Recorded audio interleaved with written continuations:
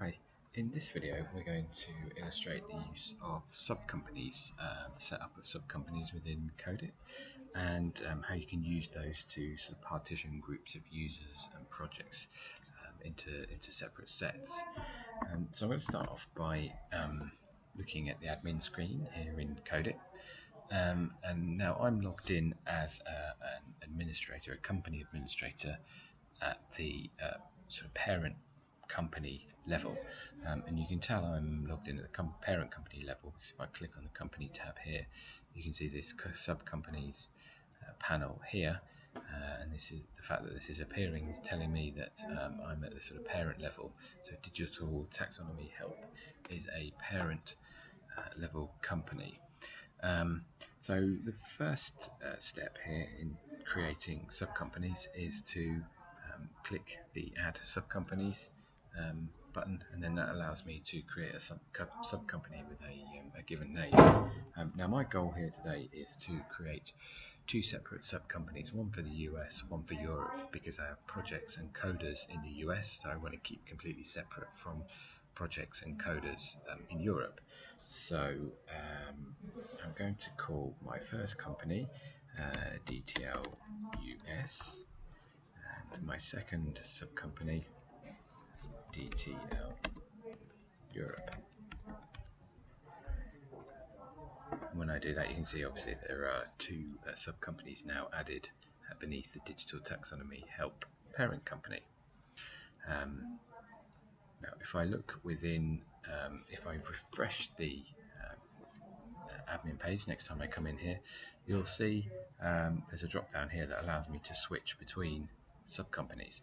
So by default I start off with the parent company selected, but I can switch to the US company or the Europe company, and whenever I switch company, the entire admin section becomes focused just on that selected company. So all the projects and people and all the details that you see here within admin are specific only to the selected company. So if I go back to the parent, you'll see that within here we've got three people, myself here, DTL support, and obviously Robbot. And then if I switch to the US company, you'll see that I've been added in as the default project administrator, and Robbot obviously comes along for the ride for free, but there are no other users defined anywhere in any of these companies.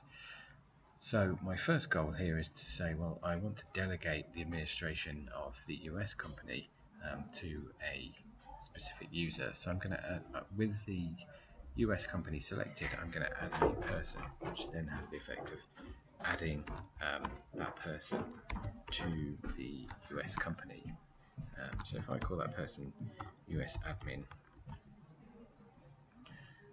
create them there, I'm going to just to save time, I'm just going to give them a dummy password here so I can log in as them in a second. And so now we have three users set up within the US. Obviously if I switch back to the parent company, you'll see that there's still the original people in here. So the US admin hasn't been added at the parent level, which is what you'd expect, but also if I go to the Europe level here, you'll see that the new user hasn't been added there either, and that's as we want it to be, because we're trying to keep these two as separate entities. So while I've got the Europe sub-company selected, I'm actually also going to add a Europe admin as well. Let's say admin. Okay, and so that adds the person to the list of people within the Europe company.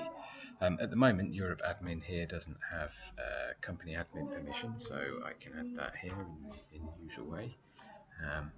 And also, if I swap back to the US company, I also need to do the same for the US admin. Make sure that they are a company admin of the US company.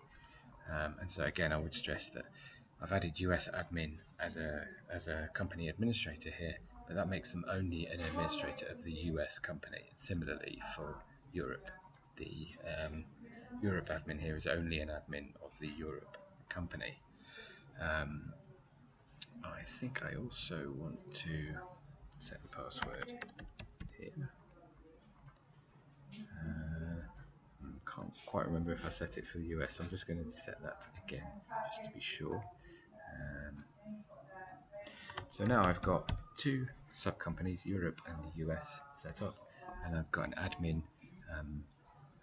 a user created for each of those two sub-companies, and obviously I know the password for each of those two. So if I log out now and log in as let's say US admin,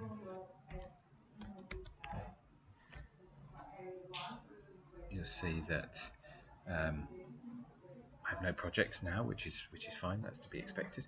And if I go into admin, in this case I don't see the drop down because this the company selector, because this user is only assigned to the US company, and if we click on the company tab here, you'll see that it's showing me that I am logged into the US DTL US company, and because this is a sub-company, it's not possible to add sub-companies to sub-companies, so there's no sub-company panel displayed here on this company panel.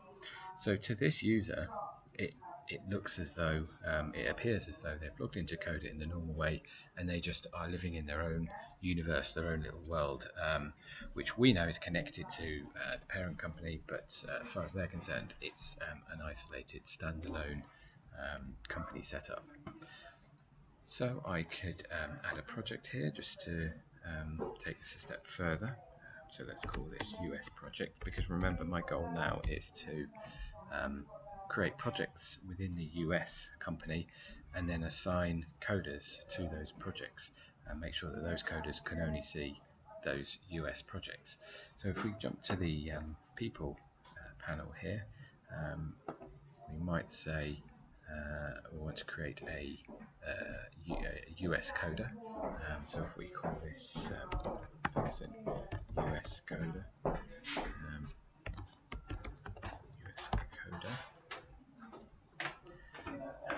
and again I'll apply the same trick here, just give them a dummy password so I can log in as them in a minute. And so as the US admin, I have the ability to create groups, so I could groups of people, coders. So I could create a group called US coders. I could then add my US coder to that group, and then I could say to that group I want to give them coding permission on this US project. So what that means now then is that if I log out and log in as US coder,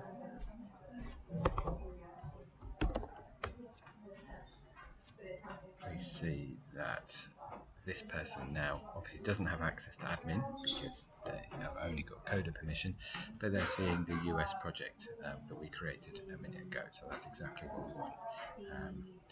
So we could repeat the whole exercise. If I log in as Europe admin, again, when you log in as Europe admin, go to admin here, it appears as though this is also just a standalone universe here in Codeit. I see myself and the parent level administrator in here and no other users. So I could create a coder in here, call it Europe coder.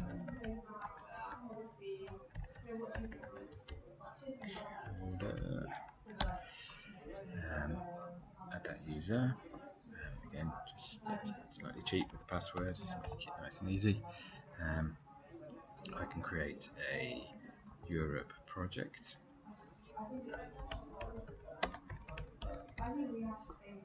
And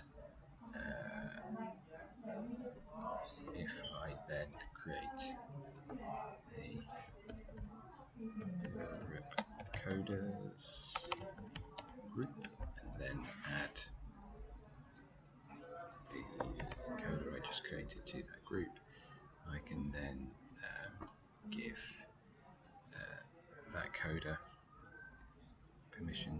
entry code on the Europe project. So then if I log out and log in